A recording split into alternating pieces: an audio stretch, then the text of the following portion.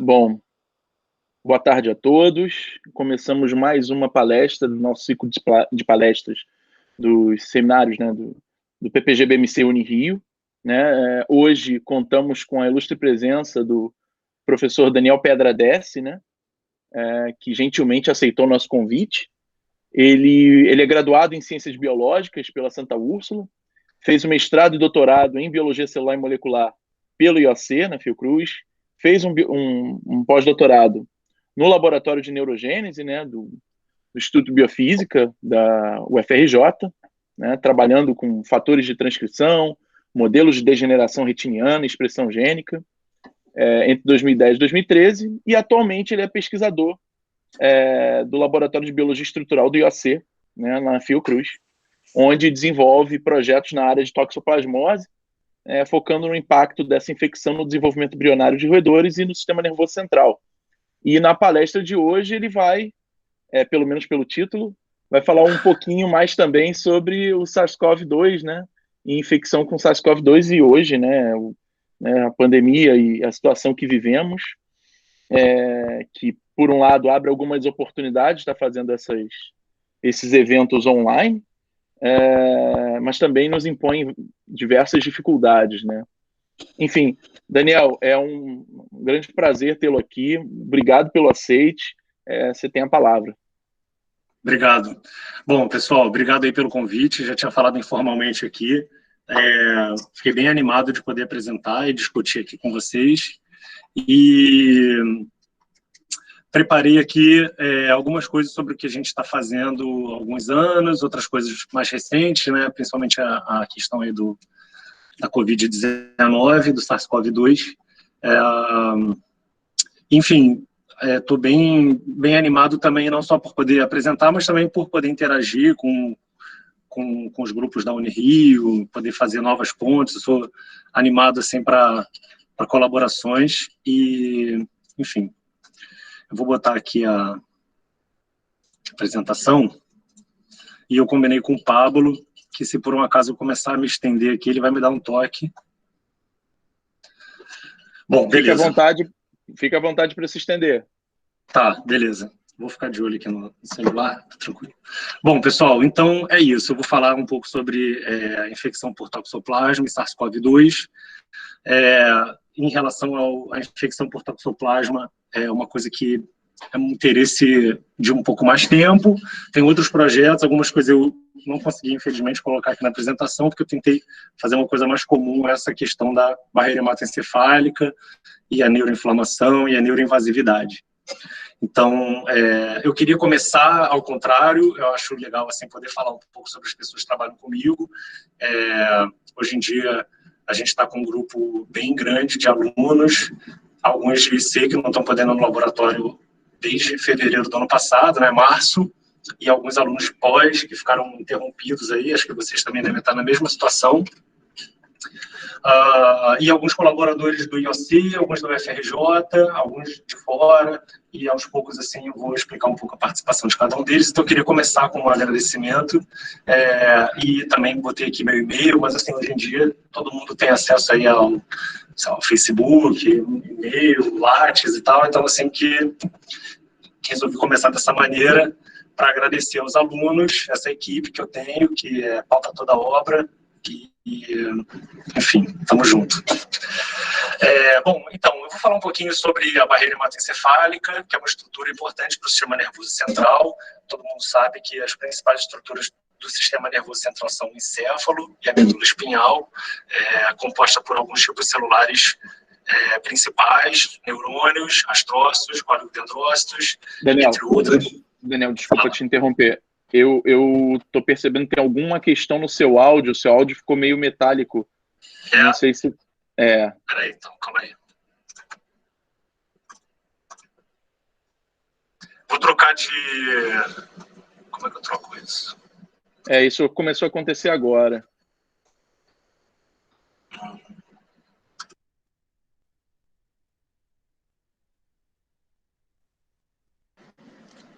Alô? Oi. Melhorou muito, melhorou muito. Eu vou ficar segurando aqui assim, então. Não, tranquilo, como quiser. Tá tranquilo, não? Eu acho que não precisa segurar, não. Tenta falar Tá, normalmente. então vê aí. Ficou ótimo. Tá ótimo, tá É, ótimo. então beleza. Alguma coisa que eu mexi aqui, então, que bagunçou ele. Tá. Bom, então é isso. O sistema nervoso tem essa responsabilidade, né, essa função de desempenhar atividades que envolvem a relação com o ambiente, com as emoções, atividades intelectuais e motoras, enfim, uma gama grande de funções importantes. E por causa disso, a demanda energética do sistema nervoso central é alta, é um órgão altamente vascularizado, mas ao mesmo tempo apresenta essa especialização que é a barreira hematoencefálica, que é uma maneira de também proteger o cérebro, ou na verdade, né, o sistema como um todo, fazer essa interface com o sangue, mas ao mesmo tempo fazendo uma barreira para filtrar e selecionar metabólitos e separar eles de toxinas ou patógenos. Então, a barreira hematoencefálica, na verdade, é constituída basicamente pelas células endoteliais, que são especializadas, né, tem algumas especializações. Só um pouquinho, Pablo, se ao longo acontecer a mesma coisa, você me avisa, tá? Pode deixar. E a membrana basal, que a célula endotelial possui algumas modificações importantes, mas a interação dessas células e da barreira com células neurais, incluindo astrócitos, neurônios, a própria microglia e pericitos, constitui, então, a unidade neurovascular. E essas células, a interação entre essas células é super importante para a manutenção das funções celulares e fisiológicas dessas células. Então, as células endoteliais possuem uma gama de mecanismos para permitir, então, essa propriedade de barreira, que fazem o vaso sanguíneo ficar muito impermeável, né, ou assim, seletivamente permeável, com junções celulares, principalmente classe de junções tight junction, que são essas formadas por proteínas da família da ZO1, ocludinas, claudinas e outras moléculas de adesão, que fazem, então, essa firme interação entre as células e um sistema de transporte de endocitose e transcitose também direcionado para essa permeabilidade seletiva. No entanto, algumas classes de patógenos sabidamente conseguem ultrapassar a barreira hematoencefálica ou utilizam mecanismos adaptados para justamente usar a barreira hematoencefálica, ou as células endoteliais, como meio de passagem para o sistema nervoso central. Alguns desses patógenos podem ser vírus, e, como se sabe, HIV, vírus chikungunya, Zika vírus, citomegalovírus, algumas bactérias e alguns parasitos, protozoários, que já têm descrições clássicas na literatura. Então, vou falar um pouquinho sobre o toxoplasma, que é o parasito que a gente estuda bastante lá no laboratório há muitos e muitos anos. O toxoplasma gondii é um parasito que causa toxoplasmose, uma doença com alta prevalência mundial. Aproximadamente 1/3 da população mundial é soropositiva para toxoplasma. Então, assim, são 2 bilhões de pessoas soropositivos. No Brasil, a gente tem uma média de 56% de prevalência, mas que pode variar muito em algumas regiões. E uma coisa relevante em relação à toxoplasmose é que, de tempos em tempos, a gente tem alguns surtos, e esses surtos têm, então, casos muito graves, como o de Santa Maria, que aconteceu há 2018, 3 anos atrás, que teve, então, muitos casos também de toxoplasmose congênita, que é uma coisa que é do nosso interesse. Uma outra coisa relevante para falar sobre a toxoplasmose é que ela tem uma quimioterapia com alguns fármacos que têm baixa eficácia, alta toxicidade, e, então, com isso, tem baixa adesão dos pacientes ao tratamento. E o toxoplasma tem 2 hospedeiros, quer dizer, na verdade, ele tem uma classe de hospedeiros definitivos, são os felídeos, onde acontece o ciclo sexuado do parasito. Daí, então, vou chamar de gato, mas pode ser qualquer felídeo. Quando é infectado, ele libera oocistos nas fezes, e esse oocisto fica no ambiente, ele é esporulado, e ele é altamente infectivo e estável. Ele persiste no ambiente por muito, muito tempo, e os hospedeiros, tanto intermediários quanto definitivos, podem se infectar ou pela ingestão de comida ou água contendo oocisto, ou inalando também os oocistos. E os hospedeiros intermediários são aqueles animais onde não acontece o ciclo sexuado. Então, os animais são infectados, e o homem também está incluso nisso, pode ser infectado pela ingestão de carne crua, mal passada, contendo cistos teciduais, ou então também pode se infectar pelos oocistos presentes no ambiente. E aí, então, depois de uma fase aguda da infecção, os parasitos formam esses cistos que conferem a latência da infecção e a fase crônica da infecção. Além disso, fêmeas grávidas que forem infectadas pela primeira vez durante a gestação também vão desenvolver a doença, podem ou não desenvolver, e também podem ou não transmitir para o bebê, e isso vai depender de vários fatores, incluindo também o background genético do parasito. Então, o Toxoplasma é um parasito unicelular, da família Apicomplexa. Ele é primo do Plasmodium falciparum, de vários outros parasitos patogênicos e não patogênicos. Ele tem algumas propriedades interessantes. Então, ele é um parasito que tem uma mitocôndria única e um apicomplasto, que é um endosimbionte. E ele tem algumas organelas secretórias bem interessantes, incluindo grânulos densos, rópteres e micronemas. São organelas que participam do processo de invasão da célula hospedeira e também da manutenção intracelular do parasito.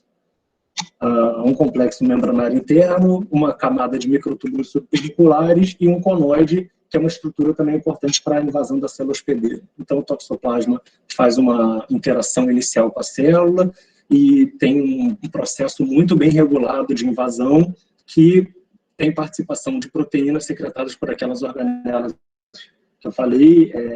Então, ele forma um vacúolo parasitóforo, e aí dentro da célula ele vai replicar de uma maneira chamada endodiogenia, que cada célula, cada parasito dá origem a dois taquizoítos ou bradizoítos, e aí ele replica várias vezes e forma, então, e promove o egresso da célula, ele lisa a célula hospedeira, e esse processo pode acontecer várias vezes. Então, esse processo é mais característico da fase aguda, essa intensa lise e distribuição grande pelo hospedeiro, mas ao longo da montagem de uma resposta imune contra o parasito, isso acaba sendo interpretado como um fator de estresse, e aí essa inflamação acaba promovendo a transformação dos taquizoítos em uma forma mais latente, que é o bradizoíto. Ele tem um metabolismo diferenciado, e ele é caracterizado multiestruturalmente pela presença de grânulos de amilopectina. Então, os parasitos dentro de um cisto acabam transformando a membrana do vacúolo parasitóforo, que se transforma numa parede cística, que acaba sendo uma maneira de silenciar a infecção. Uma característica muito interessante do toxoplasma é que essas proteínas secretadas pelas organelas, grânulos densos, micronemas e rópteres, é que algumas dessas proteínas conseguem subverter a transcrição, a maquinaria transcricional da célula hospedeira em benefício da propagação da infecção. Então, algumas dessas proteínas se ligam a fatores de transcrição e promovem, então, essa modificação em vias de sinalização importantes, como MAP quinases, NF-κB, entre outros. E, então, dentro da disseminação do parasito, ele é capaz, então, de vencer algumas barreiras biológicas, incluindo a barreira hematoencefálica, como já foi falado, a barreira da placenta e também a barreira epitelial, no momento da ingestão do cisto. Então, o parasito o cisto é rompido, e os parasitos, então, conseguem transmigrar essa barreira do epitélio e disseminar pelos tecidos. Bom, em relação à toxoplasmose congênita, que tem a ver aí com o vencimento da barreira da placenta, essa é uma das formas mais graves da doença que se conhece, principalmente no Brasil, que a gente tem uma prevalência alta, a circulação de cepas altamente virulentas no Brasil e alguns problemas relacionados ao SUS e também ao tratamento e à assistência dos pacientes. Então, em alguns casos, os bebês podem acabar tendo malformações muito graves do sistema nervoso central, não só do cérebro, mas também muitos bebês com surdez, cegueira enfim, e uma gama grande de manifestações clínicas. Então, já foi demonstrado, esse trabalho aqui é antigo, que in vitro, na verdade, o toxoplasma, como vários outros parasitos intracelulares obrigatórios, consegue infectar quase todos os tipos celulares e desenvolver a sua infecção, seu ciclo intracelular. Então, em culturas mistas de células neurais de rato, já foi demonstrado que o toxoplasma consegue infectar neurônios, astrócitos e microglia e, até um certo grau, formar espontaneamente cistos. No entanto, na infecção em vivo, principalmente em camundongos, que é o principal modelo estudado, já foi demonstrado que os neurônios são, de fato, as células onde majoritariamente são formados e encontrados os cistos teciduais dentro do sistema nervoso central, e alguns grupos acreditam, inclusive, que essas são as células-alvo principais do parasito. Então, ele pode formar cistos tanto no corpo celular, quanto também em processos axonais.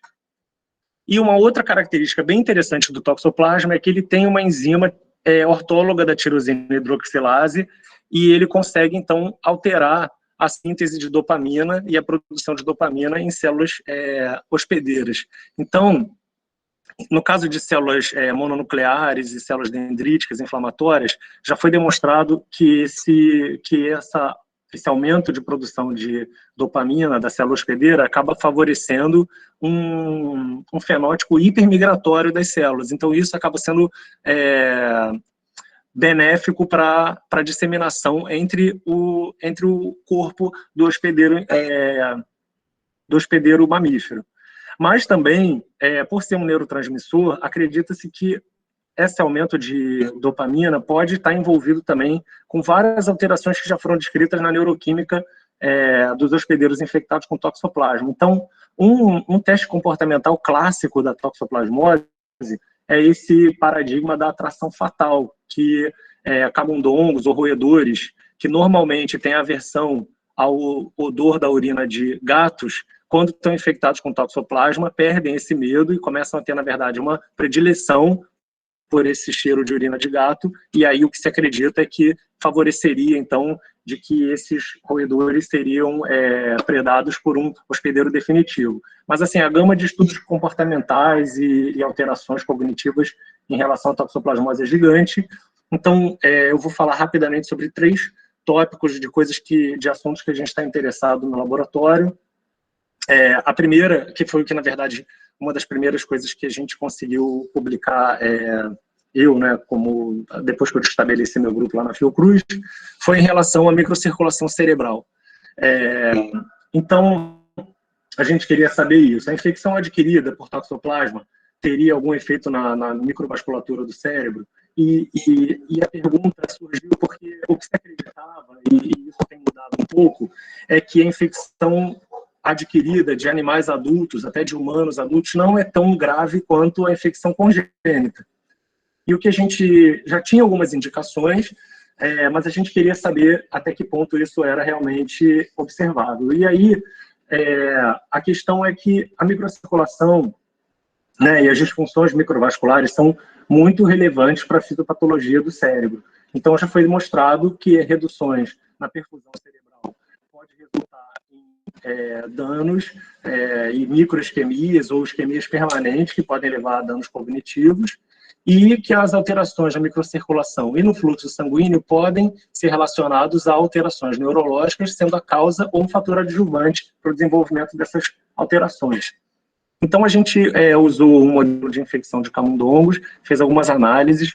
A primeira coisa que a gente viu foi uma análise de fluxo sanguíneo com laser Doppler. Cadê meu mouse? Peraí, vou botar aqui. E a gente viu, então, assim, esse aparelho era capaz de pegar a superfície pial do córtex cerebral. E a gente fez, então, ao longo da infecção, com 10, 40 e 180 dias, o acompanhamento do fluxo sanguíneo, e a gente viu que nos primeiros 40 dias de infecção tinha uma diminuição significativa do fluxo sanguíneo. Lembrando que essa análise leva em consideração também pequenos e grandes vasos. Em seguida, a gente fez uma análise de microscopia intravital. Então, a gente queria saber se a infecção alteraria a perfusão de capilares.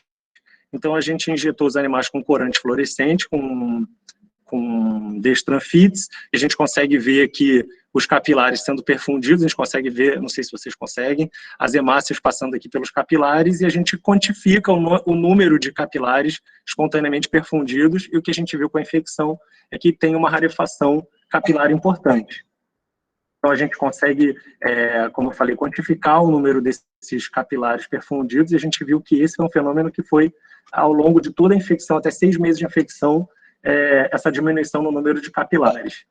E, nos mesmos animais, a gente queria saber se, por um acaso, a infecção teria também impacto, ou assim, uma inflamação, a ponto de a gente ver interação maior entre leucócitos e endotélio, que seria uma indicação de que o endotélio vascular cerebral estaria alterado, mas também os leucócitos circulantes estariam ativados. E a gente viu que em animais infectados tem bastante desses leucócitos ou rolando ou aderidos, né, que são um sinal de expressão de moléculas de adesão. Então, a gente consegue quantificar o número de leucócitos em rolamento. A gente viu que esses números foram observados até os tempos de 180 dias, e também leucócitos aderidos nos vasos. E uma outra coisa que a gente estava interessado era ter uma confirmação se esse processo aconteceria por uma inflamação. Então, a gente viu que os animais infectados tinham um aumento de células da microglia, como mostrado aqui pela marcação de IBA1. Então, a gente viu com 40 dias de infecção, que foi um tempo que a gente elegeu assim, para várias análises, como o tempo de maior gravidade dos danos microvasculares. E aí, o que a gente confirmou em seguida foi que não só a gente tinha menos capilares espontaneamente perfundidos, como, na verdade, a gente tinha menos capilares em geral. Então, a gente fez algumas citoquímicas aqui de isolectina B4, que a gente viu que, realmente, até os 6 meses de infecção, tinha essa diminuição. Então, os capilares foram gradualmente ocluídos, né, por esse processo inflamatório e removidos do sistema. E, então, a gente fez uma análise de imunomarcação aqui para a laminina, para marcar a membrana basal dos vasos, e a gente usou alguns parâmetros relacionados à angiogênese, como o comprimento dos vasos, o número de ramificações, que a gente viu que estava diminuído, e a taxa de espaços em branco, que é essa lacunarity, que também estava aumentado bastante nos animais. E aí, mais recentemente, a gente tentou, mas ainda não conseguiu terminar, a análise na região do hipocampo dos animais. Então, a gente conjugou aqui também a imunomarcação de laminina, também com a marcação de GFAP, para ver se, por um acaso, os animais infectados teriam mais ou menos interação com os pés astrocitários. Então, a gente teve alguns resultados preliminares aqui, mas, na verdade, ainda não está muito conclusivo, não.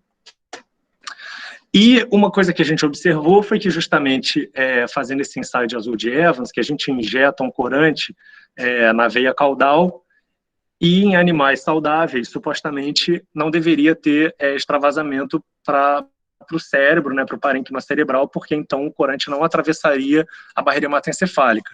No entanto, a gente viu que nesse tempo de 40 dias, que foi justamente o tempo que a gente viu o maior número de alterações neuroinflamatórias, tinha, sim, extravasamento desse corante.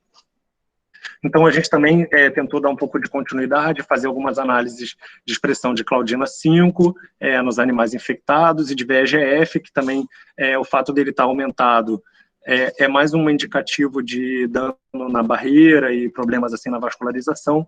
Então, esse painel aqui, na verdade, foi um compilado de achados da literatura com os nossos, que demonstram que realmente a infecção adquirida, mesmo em animais imunocompetentes, tem um processo neuroinflamatório com danos, então, na barreira hematoencefálica, em processos angiogênicos, e que podem acabar levando a microisquemias e lesões neuronais, e levando, então, a alterações cognitivas e também comportamentais, possivelmente. Um paralelo rápido que eu vou fazer é o trabalho da Viviane, que é uma aluna minha com a Karen Calaza, que a gente está estudando, então, mais ou menos a mesma coisa, só que na retina. Então, a gente infectou animais C57 Black 6 e a gente está analisando, então, a barreira hematorretiniana, que a gente quer ver se a infecção altera não só a vascularização, né, mas também processos de angiogênese e de interação com astrócitos e tudo mais. Então, assim, alguns resultados que a Viviane encontrou que são belíssimos, assim, que eu adoro essas fotos, que parece que os animais infectados têm menor revestimento dos vasos por parte dos astrócitos. Então, isso ela ainda está, assim, que está super indo bem o trabalho, aí foi parado pela pandemia, agora ela está retomando, então em breve, pode ser que no próximo seminário eu consiga apresentar mais coisas. Então, a segunda coisa, o segundo tópico era sobre a infecção congênita, que a gente tem estudado um pouco sobre neurogênese e angiogênese durante o desenvolvimento do córtex. Então, como vocês sabem, a toxoplasmose é uma das doenças que está no complexo TORT, que são doenças infecciosas que podem levar à microcefalia e então, que quer dizer que causam uma formação nas células do córtex cerebral, assim como o Zika, que recentemente apareceu, né? O toxoplasma é um desses membros do complexo TORT. Então, a gente ficou interessado em saber de que maneira que a infecção poderia atrapalhar no processo de neurogênese, então que é um processo regulado desde o início do desenvolvimento embrionário, tem várias etapas, e as células neurais vêm a partir de alguns progenitores em comum, que vão se dividindo e diferenciando até formar, então, as camadas do córtex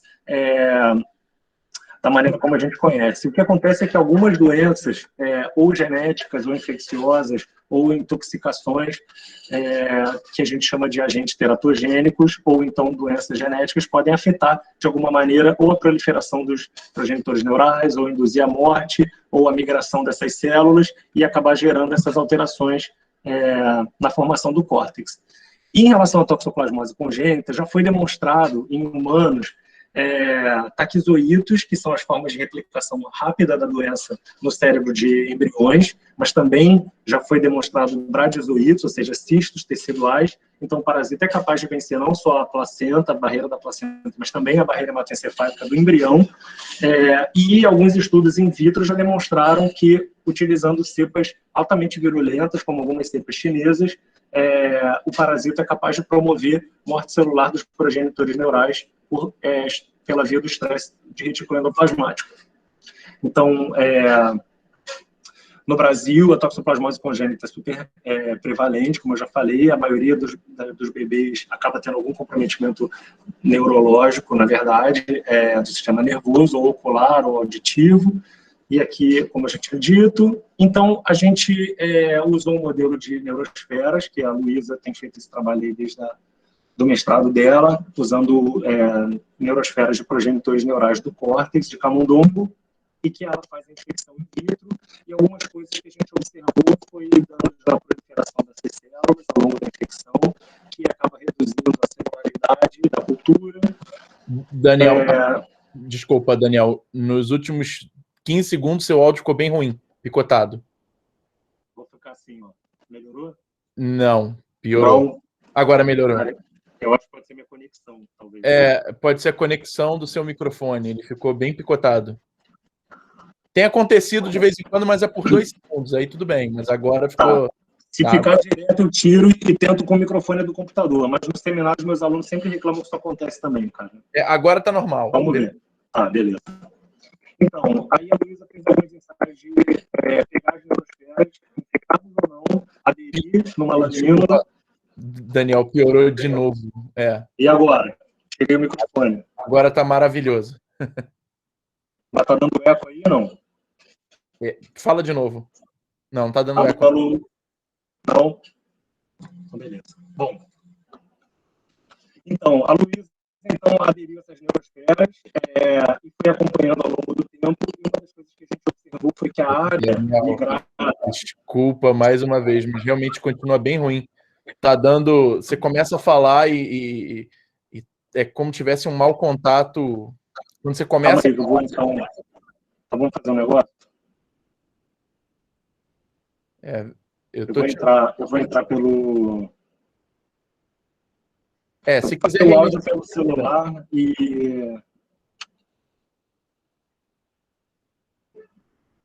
Você pode tentar entrar pelo celular e... Fecha o áudio. Isso, perfeito.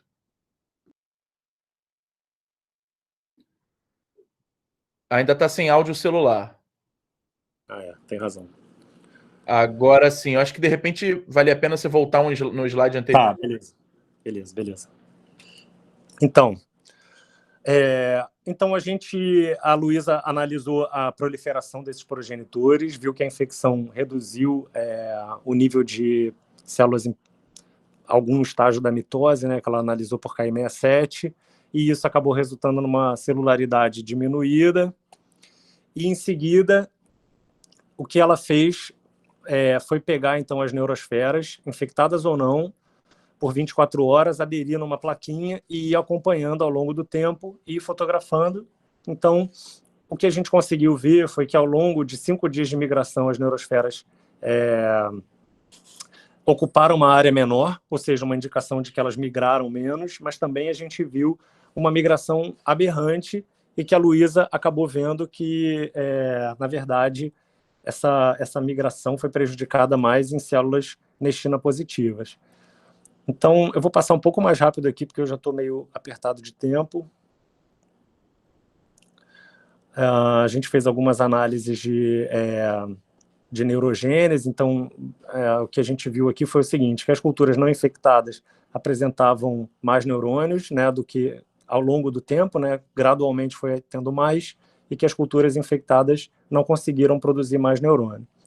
Por outro lado, a gente analisou também os astrócitos, ou seja, o potencial astrocitogênico da cultura, e a gente viu o mesmo efeito, que as culturas não infectadas iam tendo cada vez mais células de FEP positivas, e as células infectadas não tinham esse aumento, mas também a gente começou a ver muitas células infectadas, aqui a gente consegue ver um monte de pontinho aqui do parasito, alguns espaços assim detonados,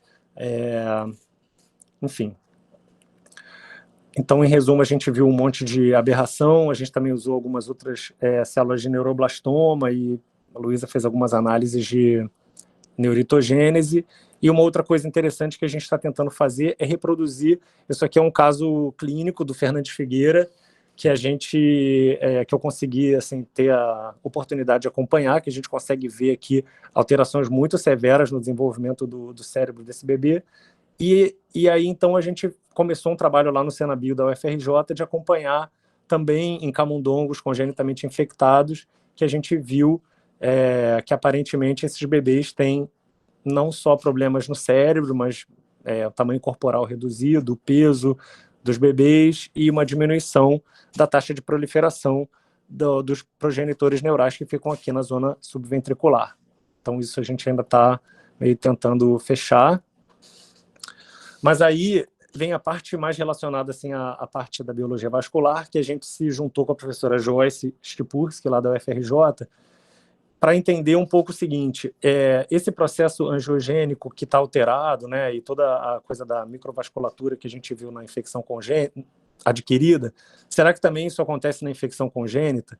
Então, a gente sabe que alguns agentes, como Zika ou outros tratamentos que afetam a angiogênese durante o desenvolvimento estão correlacionados com malformações corticais. Então, uma coisa que a professora Joyce demonstrou foi que as células da glia radial, que são uma categoria de progenitores neurais, secreta fatores pró-angiogênicos. E quando, então, ela pegou a cultura de glia radial e tratou células endoteliais microvasculares cerebrais, ela viu que as células migravam mais, formavam mais túbulos, e que esse processo era, em parte, mediado pela secreção de TGF-beta por parte da glia radial. Então, a gente reproduziu esse trabalho, fez as culturas de glia radial, infectou com toxoplasma, e depois, no meio condicionado, a gente tratou essas células endoteliais de camundongo, BEND3. Então, a gente fez um painel de caracterização em relação aos marcadores de diferentes populações, e, em seguida, a gente fez o tratamento das células endoteliais e fez a marcação para ZO1, que é um marcador de tight junction, seria um indicativo da propriedade de barreira dessas células. Então, as culturas tratadas com meio condicionado de glia radial não infectada tiveram um aumento da imunomarcação de ZO1 e um aumento da taxa de organização das tight junctions, é um plugin, na verdade, do ImaDJ, mas as culturas que foram tratadas com meio condicionado de glia radial infectada tiveram, na verdade, uma redução na imunomarcação de ZO1 e uma diminuição da resistência elétrica transendotelial, que é uma maneira de medir funcionalmente a estabilidade e a integridade dessa barreira. Então, a gente fez um painel de caracterização de moléculas secretadas e a gente viu que não só a IL-6 estava seletivamente aumentada, mas que o TGF-beta estava bastante reduzido nas culturas infectadas. Então, o que a gente fez em seguida foi tratar as células endoteliais com meio condicionado de cultura infectada e a gente suplementou com TGF-beta recombinante e viu que a gente conseguiu resgatar esse efeito. Então, realmente, o TGF-beta é diminuído pela infecção e ele tem um papel bem importante na manutenção da função da célula endotelial. E usando esse modelo de infecção congênita de camundongo, a gente conseguiu ver também uma redução na densidade vascular, uma diminuição no número de ramificações e mais espaços vazios, ou seja, um efeito similar do que a gente viu na infecção adquirida. E hoje em dia a Leandra, que é essa aqui, está fazendo doutorado comigo com a Joyce, e a gente está tentando entender um pouco melhor esses mecanismos. Então ela está tentando demonstrar que a interação entre glia radial e células endoteliais está diminuída em animais infectados e que a via de TGF-beta talvez esteja realmente desregulada no ambiente em vivo. Então isso aí está fazendo parte do doutorado dela, que também foi prejudicado pela pandemia. E por último, a gente resolveu estudar de que maneira a infecção com toxoplasma afeta diretamente a biologia das células endoteliais cerebrais. E a motivação desse trabalho, entre outras coisas, foi esse trabalho espetacular, que é de 2016, eu acho, que conseguiram demonstrar que no camundongo infectado, o parasito, o toxoplasma, consegue infectar células endoteliais e que no momento que ele lisa a célula endotelial, alguns parasitos vão seguir pela corrente sanguínea e outros vão acabar indo para o parênquima cerebral. Então, que dessa maneira, a infecção das células endoteliais pode ser mais uma porta de entrada do parasito para dentro do cérebro. Então, a gente fez a infecção das células endoteliais, aqui em verdinho está marcado os taquizoítos, em vermelho o fator von Willebrand, que é uma proteína secretada por célula endotelial. E esse é o projeto que a Anne está desenvolvendo. A Anne fez uma iniciação científica infinita e agora ela está no mestrado, que ela demonstrou que as células infectadas têm menor expressão de ZO1 e, aparentemente, menor resistência elétrica transendotelial. E, na verdade, assim, infelizmente, esses resultados aqui de ZO1 acabaram sendo parcialmente publicados por um outro grupo, então acho que é isso, né? Mas um outro aspecto interessante que a Anne está tentando estudar é o seguinte: o toxoplasma tem uma dessas proteínas secretadas, chama MAF1, fator de associação com mitocôndria. E essa proteína é expressa majoritariamente em parasitos com o genótipo do tipo 1 e do tipo 3. E o que ela faz é recrutar a mitocôndria da célula hospedeira para ter uma interação direta com o vacúolo parasitóforo. Então, a gente consegue ver por microscopia eletrônica e também pelo confocal as mitocôndrias deitadas em cima do vacúolo. Então, como é sabido, todo o metabolismo energético e a biologia mitocondrial é muito importante para a manutenção da integridade da barreira hematoencefálica. Então, a gente especulou que também a infecção com toxoplasma poderia interferir nesse processo. Então, a Anne fez algumas marcações com o MitoTracker e analisou. A gente fez uma avaliação diferencial entre células não parasitadas numa cultura infectada e células parasitadas. Então, está marcado aqui, dá para ver os taquizoítos, aqui uma outra célula infectada. E a Anne aplicou, então, um plugin do ImageJ chamado Mina, que analisa, então, esse sinal do MitoTracker, transforma num esqueleto e ele consegue, então, medir alguns parâmetros quantitativos de redes mitocondriais. Então, a gente conseguiu analisar um pouco o tamanho das mitocôndrias e a taxa de interconectividade em células, e aí o legal foi ver células não parasitadas, que está chamando não infectada, né, mas é dentro de um pocinho infectado, e células parasitadas. Então, aqui é a interconectividade das mitocôndrias, que estava alterada, mas também quanto de alongadas elas estão ou mais arredondadas.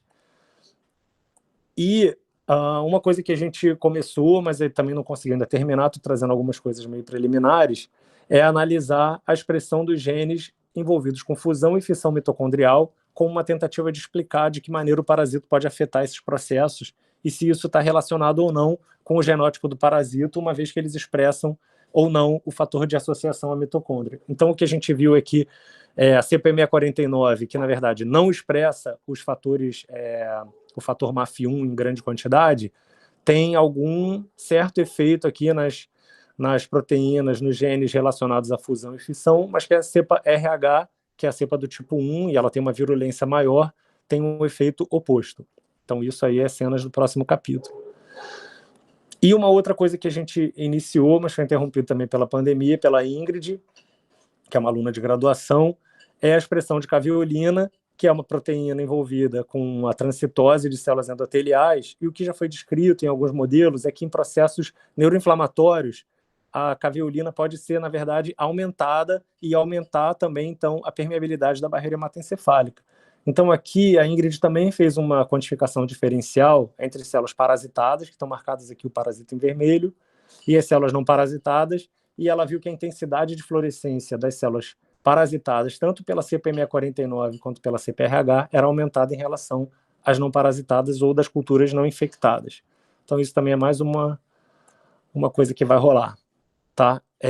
Bom, eu vou passar aqui para a parte da Covid, porque eu estou ficando já meio sem tempo. É o seguinte, no ano passado, como todo mundo sabe, nos deparamos aí com essa pandemia, essa sindemia de Covid-19, e todo mundo ficou super assustado e em quarentena e tal, mas a Fiocruz lançou um edital muito interessante, que era um programa que a Fiocruz chamado Inova Fiocruz, e uma das coisas que foi lançado é o edital Geração de Conhecimento. Então, o nosso grupo acabou encarando esse edital como uma oportunidade da gente contribuir com a geração de conhecimento e como que a gente poderia usar a expertise dos nossos alunos e assim, dos nossos colaboradores para tentar gerar entendimento em relação à toxoplasmose. Então, eu me conectei com a professora Marilda Siqueira, que é uma grande especialista de doenças de vírus respiratórios, lá da Fiocruz, e também com o professor Mihal Toborek, da Universidade de Miami, com quem a gente já estava interagindo em algum certo grau, e aí se integraram ao grupo o Luiz, que é um pós-doc que está trabalhando com a gente, e a Carol, que entrou no doutorado também em novembro. Então eu vou pular um pouco essa introdução, que acho que todo mundo sabe, o impacto da Covid-19, do SARS-CoV-2, mas, assim, uma coisa que é mais interessante é que... Eu vou pular tudo isso, tá, pessoal? Então, tem a descrição do receptor ACE2, que interage com a proteína espícula viral, né, da Spike1, e ele está presente em vários tecidos, em várias células de vários tecidos pelo organismo, em diferentes graus, mas, então, começaram a aparecer os primeiros sintomas de Covid, como perda de olfato e paladar, e aí começou a ter primeiro indício assim, de que tinha um comprometimento neurológico ou neural na Covid-19, e isso começou a se tornar cada vez mais certeza, né? Hoje em dia ninguém tem dúvida mais do impacto da Covid-19 para o sistema nervoso central. Então, alguns trabalhos iniciais com camundongos que expressam a proteína ACE2 humana detectaram o vírus no cérebro de animais infectados, e no final do ano passado saiu esse trabalho belíssimo que mostrava que pacientes com Covid-19 tinham um comprometimento neurológico considerável, né? Que é assim, redução da espessura do córtex cerebral e a infecção de astrócitos, e que a infecção dos astrócitos acabava também levando à morte neuronal.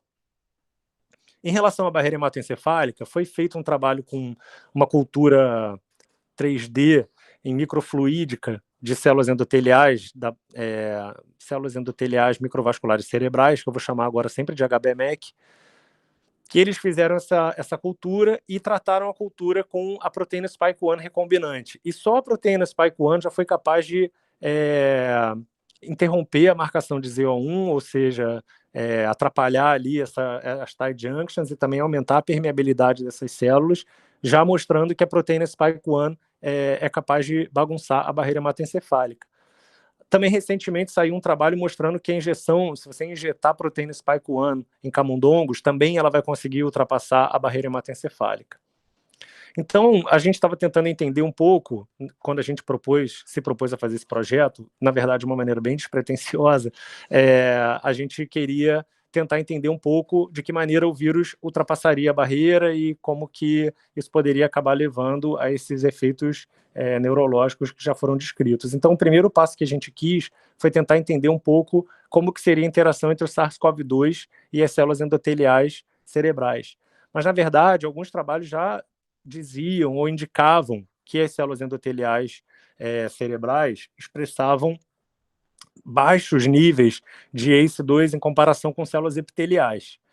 E, de fato, esse estudo que saiu, acho que saiu no comecinho desse ano, demonstrou que aqui embaixo está a infecção das células HBMEC e outras células endoteliais de diversas origens, células endoteliais pulmonares, cerebrais e tal, e o que eles demonstraram foi que, ao contrário da célula Vero, que é o padrão ouro de infecção de SARS-CoV-2 experimentalmente, essas células tinham muito pouca infectividade. Mas se elas recebessem a superexpressão do fator da enzima ACE2, então aí elas começavam a ser infectadas em altos níveis.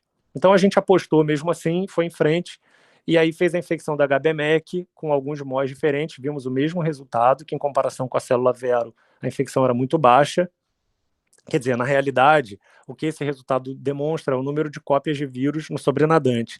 Então, apesar de que não tem liberação, a gente não sabia que efeito celular isso teria nas células HBMEC, tanto pela presença de proteínas virais, quanto também até pelo processo de infecção das células. Então, o que a gente determinou aqui é que não tem uma infecção produtiva a ponto de ter proliferação do vírus e liberação no sobrenadante. Mas a gente foi capaz de detectar sinal de RNA da proteína Spike-1 nessas células. Então, em parceria com o professor Michal Toborek, esse é o trabalho da Silvia, que é a pós-doc dele, a gente demonstrou que o tratamento de células HBMEC com a proteína Spike-1 altera a expressão de Claudina 5, então, com 3 horas de infecção, tem uma diminuição tanto de ZO1 quanto de Claudina 5, e que depois, com 48, 72 horas, essas proteínas são aumentadas. Então, tem um efeito bifásico aí do tratamento da Spike-1. Por outro lado, tanto astrócitos quanto células da microglia que foram infectados com HIV tiveram aumento da expressão do receptor ACE2 e também da enzima TMPRSS2, que é uma protease envolvida também no processo de invasão.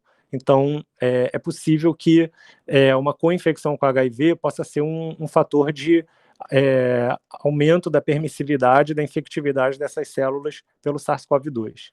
E, de fato, foi demonstrado com outros modelos de célula epitelial que, se você mimetizar um cytokine storm, ou seja, um processo inflamatório in vitro, as células vão expressar mais receptores ACE2, vão ser mais infectáveis e vão acabar sofrendo mais morte celular do que sem o tratamento com essas citocinas. E o que o grupo do Otávio, que é um colaborador nosso, demonstrou foi que existe, aparentemente, um perfil de moléculas inflamatórias específico que é secretado pelos pacientes com COVID-19 neurológica. Então, aqui, pacientes que tiveram dor de cabeça, encefalopatia ou doença neurológica inflamatória, tiveram aumento de TGF-beta, e aqui os pacientes com COVID com encefalopatia tiveram IL-6 aumentada. Então, realmente, essas são moléculas inflamatórias que já foram descritas ter um papel na sinalização de células endoteliais e de expressão de fatores pró-angiogênicos e também de ACE2. Então, é um alvo que a gente pretende investir.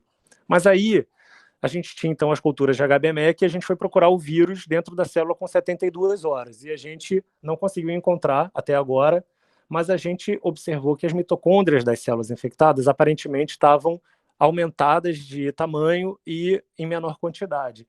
Então, a gente fez algumas quantificações preliminares. Aparentemente, a gente viu que com 72 horas de infecção tinha um aumento do número de mitocôndrias por milímetro e talvez um aumento da área das mitocôndrias, com esse MOI altíssimo, né, ou seja, 2 vírus para cada célula hospedeira e com 72 horas de infecção.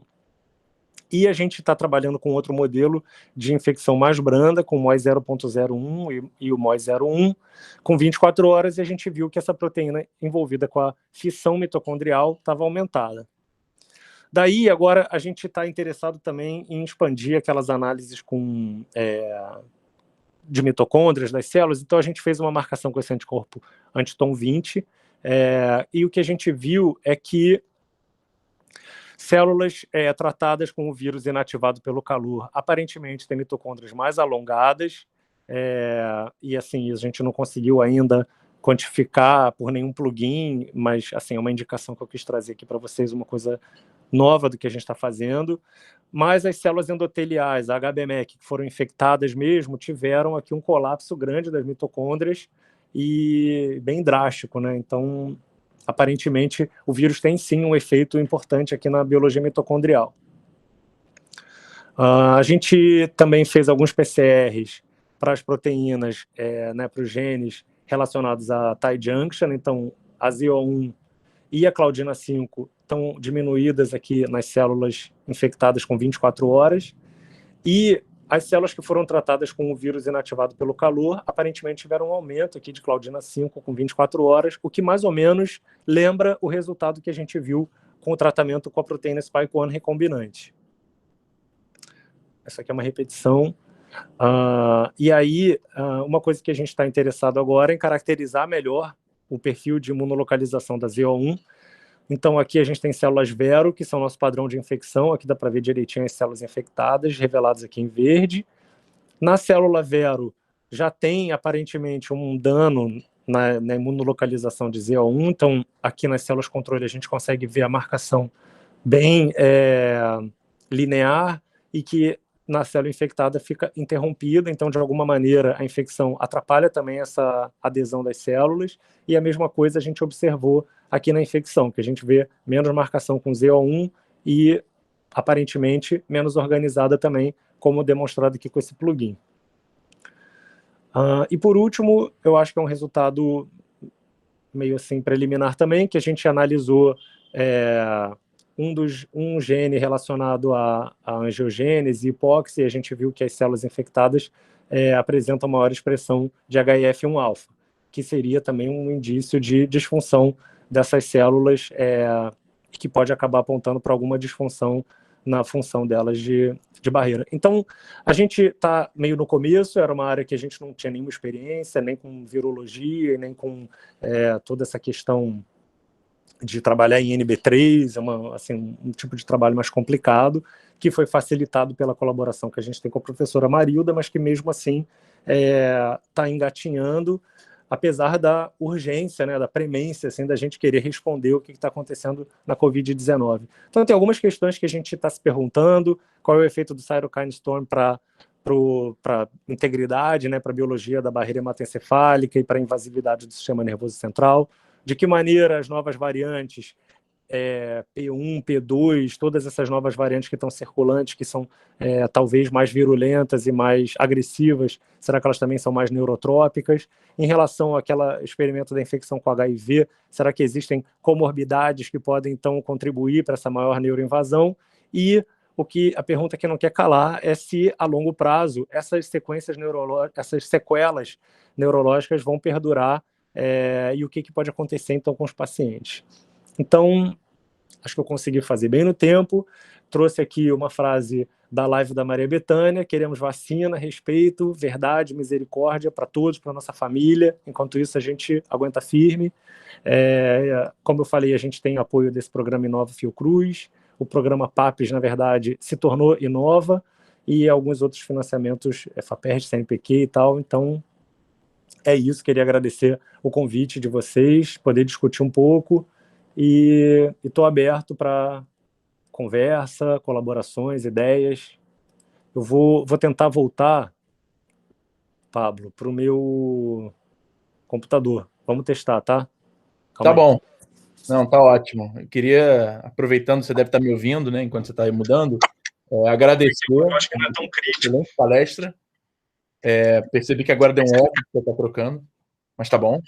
Tá ruim, mas tá bom. Tá bem ruim. Tá bem ruim. Tá bem ruim. Tenta. Será que você não consegue fazer pelo celular? Você que vai cansar o braço, né? De repente você não precisa nem segurar ele tão perto, que eu acho que tava tão bom o áudio. com o celular. Como é que tá agora? Eu posso voltar, não tem problema não. Tá metálico e baixo. Tá, calma aí.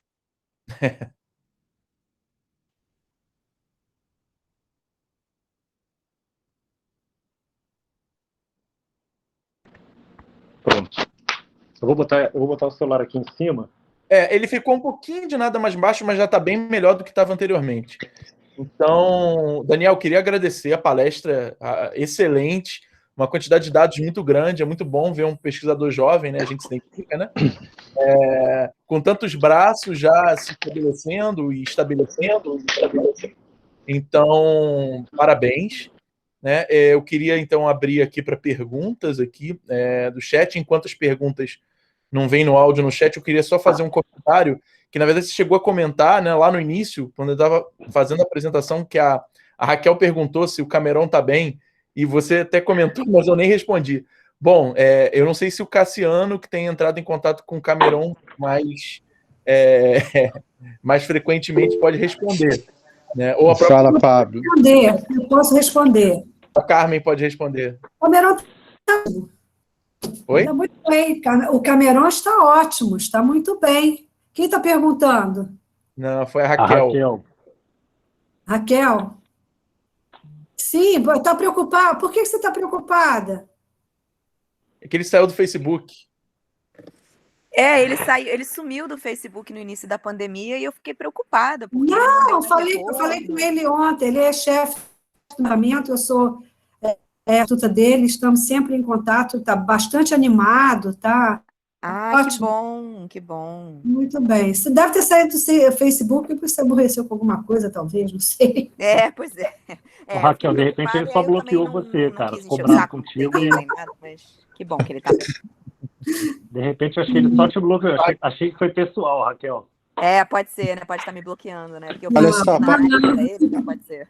A Raquel pode ser o problema que ele teve com o Lattes, né? Eu acho que ele perdeu o Lattes, teve que refazer o Lattes, né? Sério? Parece que cadastraram outra pessoa, cadastrou a senha dele. Foi um negócio meio esquisito. Eita. Mas eu vou aproveitar que estou com o microfone aberto, então vou parabenizar, Daniel. Acho que sua apresentação foi absolutamente sensacional. Eu queria ter metade desses resultados preliminares que você tem aí. Eu acho que mesmo com a pandemia, cara, seu grupo conseguiu ter resultados muito, muito bons. E eu queria fazer uma pergunta a respeito de um resultado lá inicial de microcirculação, no qual você falou de uma relação entre endotélio e leucócitos.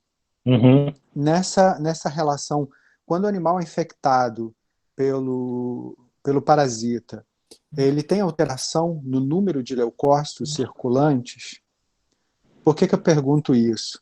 Porque se ele tiver alteração no número de leucócitos circulantes, ele pode impactar diretamente o número de interações que estão ocorrendo lá no endotélio, entre leucócitos e endotélio. Então, eu não sei se você chegou a fazer essa relação, fazer uma contagem de leucócitos totais e a relação, né, que a gente faz isso normalmente em alguns casos, né, na microcirculação, que a gente faz um fluxo relativo, né, um rolling relativo ao número total de leucócitos. Mas como que vocês fazem essa contagem? Como bom judeu, vou responder com uma outra pergunta, né?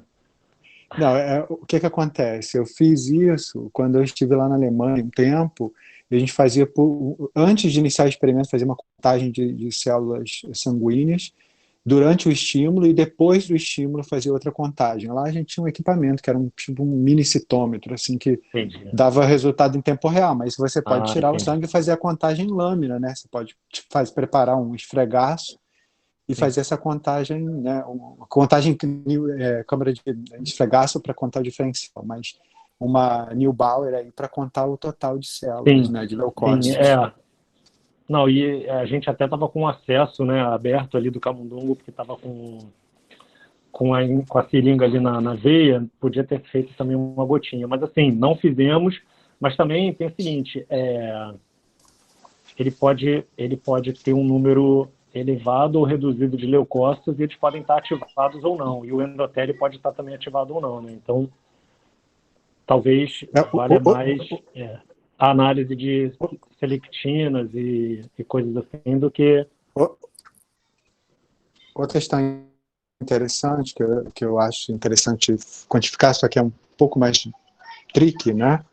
É a velocidade do fluxo sanguíneo, né? Porque se o animal depende do grau da doença, ele pode ter uma diminuição do fluxo, e isso favorece a interação ali endotélio-leucócito, né? Sim. Não sei se vocês conseguem medir isso, ou já pensaram em medir. Não tinha pensado, Vou perguntar para a Vanessa e para a Anissa, o pessoal lá que trabalha com esse aparelho aí com microscópio intravital, porque o fluxo... Você fez com a Vanessa? Fiz com a Vanessa. Vanessa, eu sou pesquisador colaborador lá do laboratório da Vanessa. Eu sei. Trabalho lá. Ok. Não, o pessoal sempre fala de você, mas a gente nunca tinha conversado. Prazer, né? Prazer, eu interajo muito assim com a Mariana Vagabi, com a Vanessa, com a Anissa. Bacana. Mas então, uma boa oportunidade de a gente trocar uma ideia. Bacana, mas parabéns, não fizemos. Eu vou perguntar, acho que pode ser uma coisa interessante, porque a gente tem planos de fazer outras análises de microscopia intravital, e realmente pode ser um outro parâmetro legal, porque assim, a parte mais difícil, né, que é ter o bicho, ter a coloração, ter o microscópio, ter a janela craniana e tudo, a gente já tem. Então a ideia, na verdade, desses experimentos era otimizar ao máximo. Com o mesmo bicho a gente fazia o fluxo sanguíneo, fazia o número de capilares perfundidos, o número de leucócitos rolando ou aderidos e tudo mais, e depois a gente ainda coletava o cérebro para imunistoquímica e coisas assim. Então, pode ser, eu vou conversar com elas, é uma boa ideia, sim. Perfeito, cara. Meus parabéns aí para os seus resultados, cara. Excelentes resultados. Valeu, brigadão. Obrigado pelo convite. Só complementando, é bem provável que você veja uma leucofilia, né? Porque eu não sei quanto tempo você faz depois da infecção, que você faz essa avaliação, Daniel? A gente fez com 10, 40 e 180 dias essas análises. No período de 10 dias, pelo menos, 40 eu já não sei, né, como é que é no animal, mas é bem provável que vocês vejam uma leucofilia. É uma resposta super comum para toxoplasmose, pelo menos assim, diagnóstico, né? Mas enfim, nada como estar num laboratório, num departamento de diagnóstico e aprendendo, né? Mas enfim, pode crer. Deixa eu abrir aqui para as outras perguntas. A professora Lisiane tem 2 perguntas para fazer, está aqui no chat. Você tem a palavra, Lisiane. Olá, vocês estão me ouvindo? Sim. Estamos sim. Está baixinho, mas dá para ouvir. Tá, deixa eu chegar mais perto aqui do computador, então. Daniel, prazer te conhecer. Eu ainda não estou te conhecendo. Abre seu vídeo. Tá bem. Deixa eu ver se vai funcionar. Tudo bom? Tudo.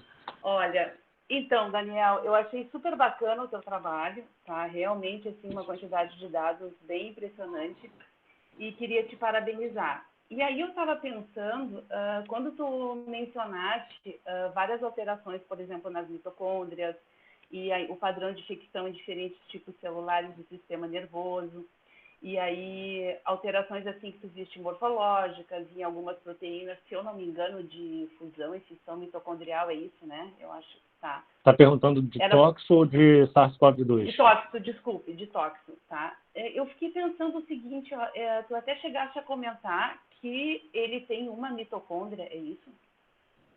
O tóxico tem uma mitocôndria só, assim, como eu não entendo nada, né, como eu nunca estudei, assim, eu fiquei bastante impressionada, assim. E aí eu queria te perguntar o seguinte, que eu talvez tu tenha comentado, e eu não tenho ouvido, mas eu acho que não.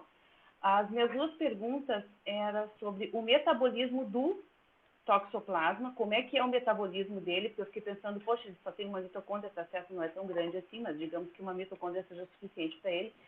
E na infecção, o que ele faz com o metabolismo dessas células, por exemplo? Né? É uma pergunta um pouco mais ampla, assim, né? Sei lá, a pessoa que se infecta tem alguma uma alteração metabólica. E, finalmente, um comentário. Se tu estás, fiquei pensando assim, se tu estás, assim, mapeando essas alterações mitocondriais, assim, tu deves conhecer o Antônio Galina, o Tonhão. Eu acho que seria uma parceria bem interessante, assim, porque, pelo menos assim, o Tonhão certamente é uma das pessoas no Brasil mais qualificadas em metabolismo mitocondrial. Eu acho que seria uma coisa interessante, talvez, estudar, se tu quiser fazer alguma intervenção, né? Talvez já seja uma coisa super bem documentada, o metabolismo do toxoplasma, mas se tu, de repente, quiser fazer alguma intervenção, talvez fosse uma ideia. Foi um prazer. Não, legal que tu gosta de Maria Bethânia, tens bom gosto, hein? Tens bom gosto musical.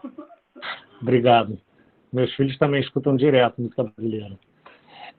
Não, obrigado pelos comentários e pela vibração. Então, realmente, o toxoplasma tem metabolismos diferenciados no estágio taquizoíto e bradizoíto, isso é uma coisa dele.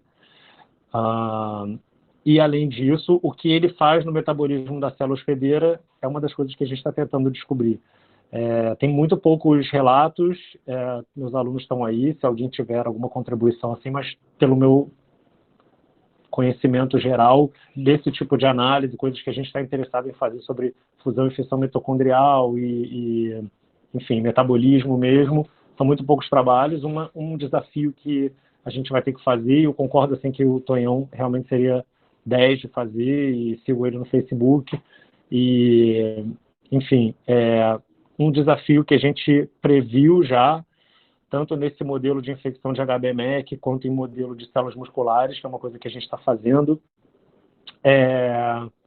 isolar aquelas células que estão parasitadas das células que não estão parasitadas. Porque eu vejo alguns trabalhos com parasitologia que fazem algumas análises de, por exemplo, ciclo celular por citometria de fluxo, mas a gente nunca sabe exatamente quanto que o DNA do parasito, ou, nesse caso, a mitocôndria do parasito, pode interferir na análise. Então, isso é uma coisa assim, que a gente vai ter que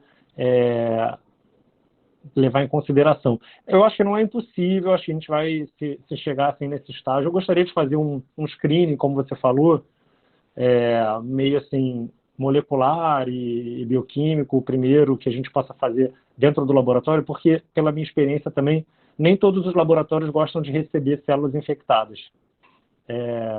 Isso aí é uma dificuldade. Então, assim, alguns laboratórios com quem a gente colabora aceitam células infectadas fixadas, ou lisadas, ou RNA. Agora, parasitos vivos, aí o pessoal se pela de medo, entendeu? E isso aí é um desafio, realmente. Então, para eu fazer essa logística, eu acho que é mais válida se a gente tiver algumas indicações mais sólidas de que realmente tem essas alterações, sabe? Para empolgar também o colaborador. Eu tenho percebido isso, sabe? Quando a gente chega com uma coisa assim, olha, eu já vi XYZ, aí o cara fala, pô, maneiro, então eu topo botar parasita aqui no meu laboratório. Claro, faz todo sentido, é que a gente fica pensando mais né, a gente fica pensando na maneira, nas perguntas e no que pode responder, mas não pensa na parte prática. Agora é um parasita, né? Não é todo mundo que vai querer, tá? Não, realmente é que eu fiquei pensando se ele seria mais, como ele só tem uma mitocôndria, se ele seria mais glicolítico, se ele quando infecta, por exemplo, se ele também está procurando, né, quando ele se multiplica, como é que fica o metabolismo dele, né? Se de repente ele muda, se ele fica, né, se tem uma via mais mitocondrial, foi isso que eu fiquei pensando, assim. É que realmente ficou na minha cabeça a coisa de ele ter só uma mitocôndria, né? E aí eu fiquei pensando na dinâmica, né? Como é que ele faz, como ele se infecta, o que ele usa, né? O que ele mais usa como combustível, justamente até para se multiplicar, né? Sim, Muito não, obrigada, e esse fenômeno da associação com a mitocôndria é super irado, assim, é muito interessante, porque é uma coisa, primeiro, super bem regulada, né? Algumas cepas do parasito expressam o fator, outras não expressam o fator, e assim, de que maneira isso está correlacionado com a virulência ou com a latência do parasito. Então, assim, a gente começou no ano passado também um projeto com o músculo esquelético, com um grupo do professor Júlio Ferreira Batista, lá da USP, que trabalha com metabolismo energético em músculo, e tanto no coração quanto no músculo esquelético, trabalha com mitocôndrias e tal. Então, foi legal que a gente ganhou um edital de parceria Fiocruz Pasteur USP.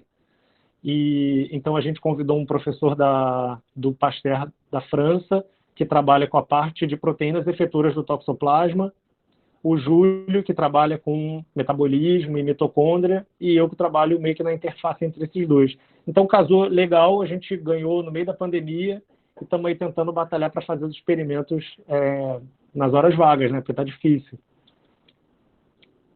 Mas é isso. Obrigado. Obrigada e boa sorte.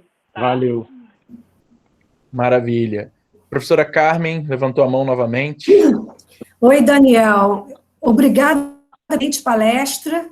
Adorei. Obrigado. Super didática, cheia de resultados e com muitas perspectivas de continuar essas investigações todas, essas perguntas todas. Agora, me diga o seguinte, essa mitocôndria é uma mitocôndria média ou é uma mitocôndria maiorzona? Tem uma mega mitocôndria que faz um bocado de coisa ali. Como é que ela A do parasito? É, a do parasito. Ela é mega. Tá.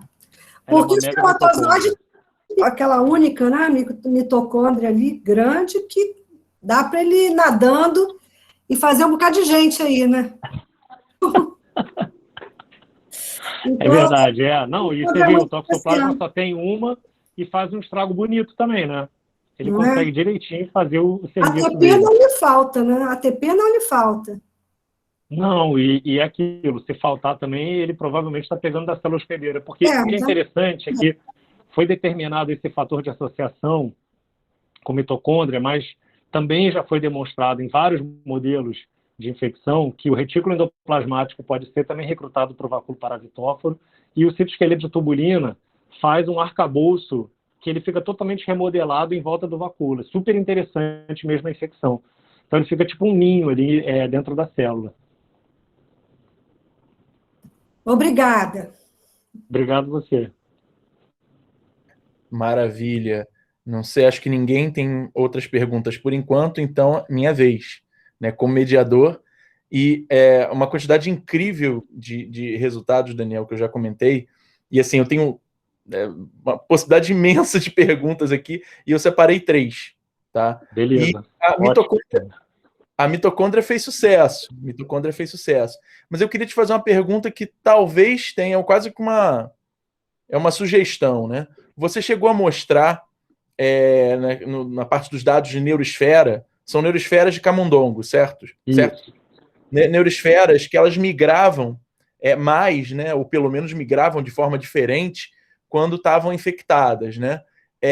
Aí a minha pergunta seria, você olhou esses tipos celulares, conseguiu caracterizar bem se são células mais com fenótipo mais neuronal, ou seriam tipo glias radiais que estão emitindo processo, bem que neurosferas você tem é um pouco difícil discriminar isso, né?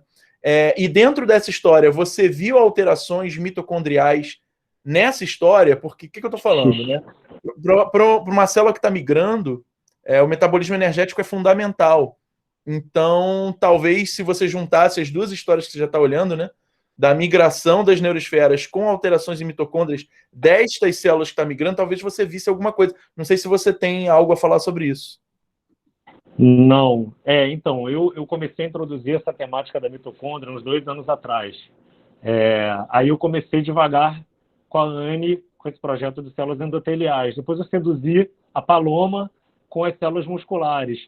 E a Luísa está fechando esse paper dela das neurosferas a duras penas, cara, porque a gente mandou para a revista e voltou com milhares de comentários e a gente se empolgou em responder tudo. Mas assim, em relação à migração, o que acontece? A gente teve que fazer a análise dos tipos celulares baseado nas imunos. E aí ela fez uma análise de Scholl, de concentricidade, né, de radialidade. E aí o que a gente viu foi que células GFP positivas e células neurofilamento ou células TUJ1 positivas não tinham alteração, só as células nestina positivas. Então, assim, mas uma coisa que é super maneiro desse resultado, que a gente não viu ainda e eu gostaria de ver, é o seguinte: primeiro, tem alguma correlação entre a presença do parasito e o dano? Porque a infecção não tem, ele não escolhe, a gente não tem como saber qual região da neurosfera vai estar infectada, né? Então, assim, será que aonde a gente viu aberrações, né, uma migração aberrante, é porque ali tem mais ou menos parasitos? Não sabemos. Então, tem alguma coisa a ver com sinalização, adesão focal, matriz, metaloproteases. Então, assim, tem a vontade de fazer essas análises, porque também algumas coisas que a gente tem visto com a infecção de tóxico é que o ambiente solúvel é tão rico e alterado também pela infecção que às vezes pareceria ser uma coisa que pode simplesmente estar no sobrenadante da cultura e estar interferindo de maneiras diferentes.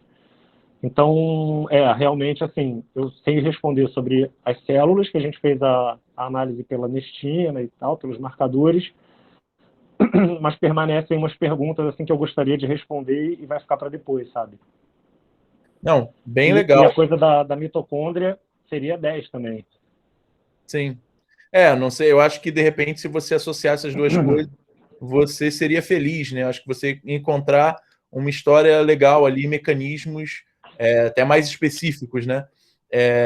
E pelo que você falou, né, já que você teve o desafio, né, de você ver quais neurosferas ou o nível de infecção nas neurosferas, a gente sabe como é difícil fazer essa avaliação quando você faz um ensaio de migração, mas de qualquer forma, pelo seu resultado, pelo menos pelas imagens, né, talvez o seu efeito tenha algo que seja secretado, né? Porque se todas estão migrando mais, então, entre aspas, independe de... Elas estão migrando menos, na verdade. Migram menos, tá? Menos, porque na foto elas pareciam ter uns processos um pouco mais alongados, pelo menos foi o que eu verifiquei. Então, essa aqui é a questão. Pela medição da área, o que a gente fez, na verdade, foi um delta. A gente, como acompanhou cada neurosfera individualmente, e aí a Luísa tem um N gigante, bem maneiro, ela foi acompanhando dia a dia. Então, ela fez todas as análises do delta, por exemplo, 5 dias dividido pelo 0. E aí, esse delta do infectado é que foi menor. Entendi. Entendeu? E além de que foi menor, assim, a variação de área ocupada, também a radialidade de células nestina foi alterada também. Entendi. Interessante. Bom, acho que é super promissor isso aí. E aí eu tenho mais 2 perguntas agora com a parte SARS-CoV, que até me impressionei, porque as perguntas giraram tanto em cima da mitocôndria, né? E toda vez que alguém menciona SARS-CoV aqui nos seminários, isso toma proporções gigantescas, né, geralmente. Mas vamos lá. Você chegou a verificar que infecções por HIV em astrócitos, e eu não lembro outro tipo celular, não sei se foi microglias, eu não sei. Isso. Eles aumentavam a ACE2, né, a ECA2.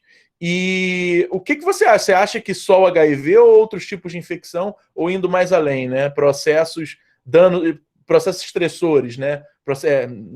Estímulos inflamatórios em geral. Você acha que poderia aumentar? Eu acho que sim.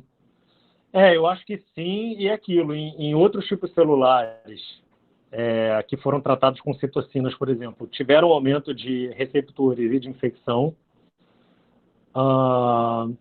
Quero dizer, mas não quero dizer porque não é meu resultado, mas que tratamentos com drogas também aumentaram a expressão e esse colaborador de Miami, o Toborek, também fez alguns experimentos com metanfetaminas e também viu aumento da expressão dos receptores.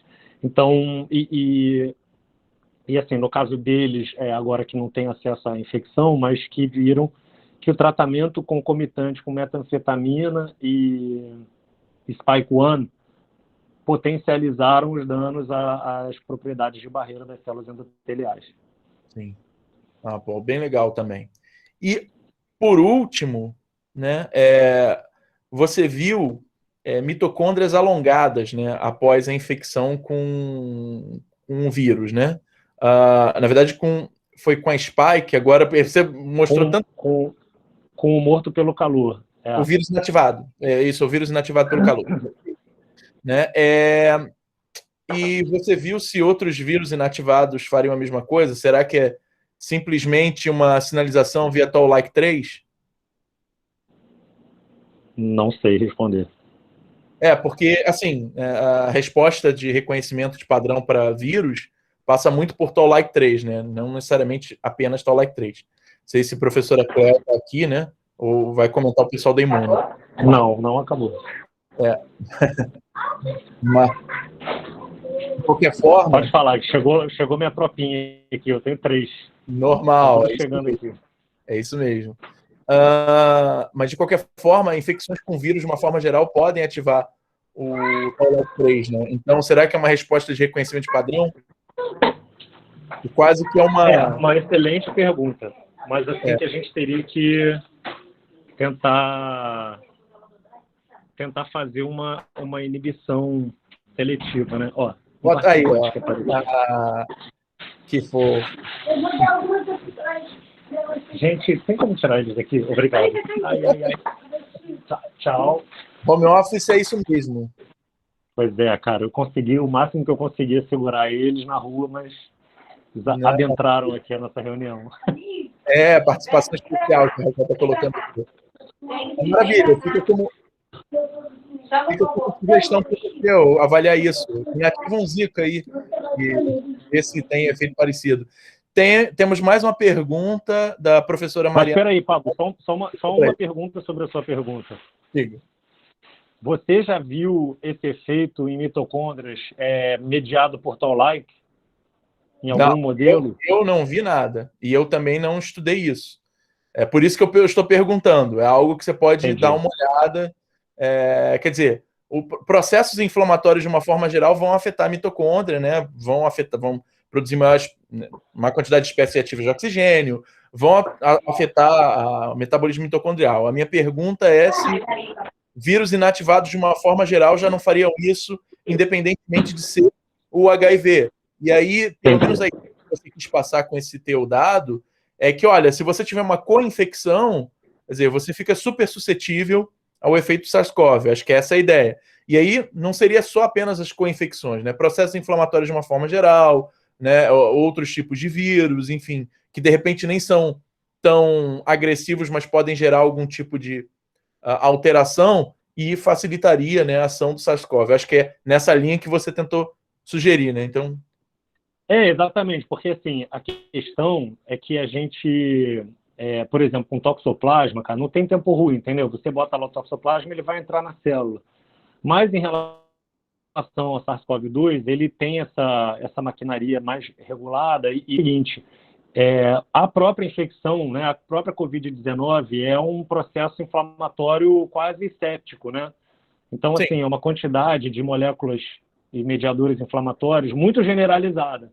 Então, por mais que a barreira hematoencefálica in vitro possa estar super preservada, mas, na verdade, na vida real, as células estão expostas, de fato, a mais mediadores, né, pró-inflamatórios e assim, e também outras coisas que podem ser levadas em consideração que a gente não consegue simular sozinho assim na cultura, a viscosidade do sangue, né, a quantidade de células, tudo isso, por exemplo, que o Cassiano falou, pode ser que realmente no paciente com Covid seja afetado e que a gente não está levando em consideração nesse modelo que não é só uma monocamada de células, mas sem o estímulo do flow, né, daquele estresse do sangue e tudo mais. Então, assim, eu acredito que sim, que o processo inflamatório possa também impactar, sim, na infectividade. Maravilha. Então, temos mais a pergunta da professora Mariana Quaroni, que ela levantou a mão. A palavra está com você, Mariana. Oi. Oi, Dani, tudo bem? Tudo. Tá me vendo? É porque eu sou super Zoom e eu me perco um pouco no Google Meet. Estou te vendo. Tudo bem? Então, eu queria te perguntar sobre o ECA 2, né, que o Pablo já tinha começado a perguntar, e aí me veio isso na cabeça. Vocês viram um aumento, né, de ECA 2 na cultura, não foi isso? Nas culturas que foram infectadas com HIV, sim. Ah, tá. Nas culturas infectadas com HIV, certo. E vocês não testaram isso ainda nas culturas infectadas com SARS-CoV? Ainda não. Mas isso está no plano de vocês, fazer esse teste? Tá. Tá, certo. Tá no plano. Tá, então a pergunta é o seguinte, porque a gente sabe que no contexto, por exemplo, cardiovascular, cardíaco, pacientes cardiopatas, tem aquele paradoxo, né? Porque o vírus ele usa a ECA2 para entrar, então, teoricamente, se você tem um aumento de expressão da ECA2, você favorece a entrada do vírus. Por outro lado, no contexto de paciente cardiopata, isso é desejado porque tem em contrapartida um efeito cardioprotetor, apesar de aumentar a entrada do vírus, né? Então, na balança, isso vale a pena. E eu queria que você falasse um pouco como você vê isso no contexto do sistema nervoso central.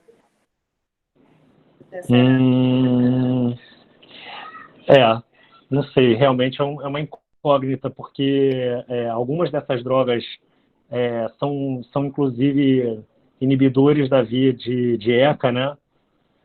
Então, não sei. Não sei realmente, porque me parece que vai um pouco além. E, assim, no contexto, por exemplo, da infecção das novas variantes, isso se tornou um pouco mais grave, porque elas interagem um pouco diferente também com a ACE2, e, né? Então... certo, porque não sei. Para ver se está aumentado ou não, então o que você esperaria desse impacto no contexto do sistema nervoso, que é o que vocês estão trabalhando, né? Mas parabéns se um paciente cardiopata com tratamento modulador da via de ACE2 teria mais ou menos infecção no cérebro. Quê? Essa é a sua pergunta?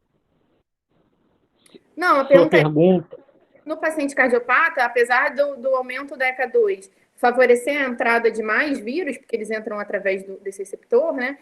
O que seria ruim. Entretanto, pelo efeito cardioprotetor, você ter um aumento de ECA2 traz mais benefício do que prejuízo. E aí a minha pergunta é como que você veria isso no contexto do sistema nervoso central? Já que vocês vão ter no cérebro, né? Na vascularização cerebral, enfim. Não sei responder. E assim, eu também nem sei os dados epidemiológicos sobre essa comorbidade assim, de pacientes cardiopatas em tratamento com drogas que interfiram na expressão de ACE2, entendeu? Entendi. Uma boa pergunta. Entendi. Parabéns pela apresentação, foi excelente, Dani. Obrigado. Tempo. Bom te ver também. Bom, obrigado a todos que fizeram perguntas. Não sei se temos mais alguma. Em princípio, não. Daniel, foi excelente. A palestra tá redundante a gente ficar elogiando, mas porque realmente foi boa. Obrigado. E a interação e as perguntas foi tudo muito bem legal. A gente queria agradecer aqui em nome do programa, em nome da comissão, né, que faz parte a professora Carmen e o Bruno, o Felipe, que está aqui via seminários, né, e tá faltando um membro aqui, mas que não está hoje, mas tudo bem. A Laurisa, né, não está aqui agora. Mas, de qualquer forma, a gente agradece a sua presença, a sua disponibilidade e esperamos que a gente possa conversar aí no futuro, né? Com certeza. Vamos embora. Vamos embora. Maravilha. Vambora. Não, obrigado vocês aí pelo convite. E eu fiquei aqui preocupado, assim, porque a gente não se conhecia muito, né? Não conheço muito assim os alunos. Falei, cara, tem que mandar muito bem nessa apresentação aqui. Mandou então, muito bem. Não, que isso. Mandou excelente apresentação. Valeu, galera. Obrigado por ter vindo. Obrigado vocês pelo convite. Realmente foi super legal. Adorei aí a receptividade e a oportunidade. E assim, como eu falei, a possibilidade aí de trocar ideias é sempre bom, né? Ouvir assim, algumas opiniões e sugestões. E eu concordo contigo, cara. Espero que a gente consiga achar aí algumas coisas para trabalhar junto. Eu sei, assim, já vi alguns artigos teus, assim, falando diretamente com o Pablo.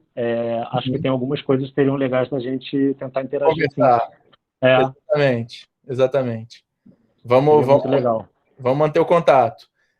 Daniel, bom, agradeço. Então, com isso eu encerro aqui a nossa reunião. Vou parar aqui de gravar, tá? E é isso, pessoal. Obrigado a todos. Vários elogios aqui no chat. Obrigado, pessoal. É isso. Boas ordens. Um abraço. Valeu, pessoal. Um abração. Boa noite Tchau. aí. Tchau, tchau.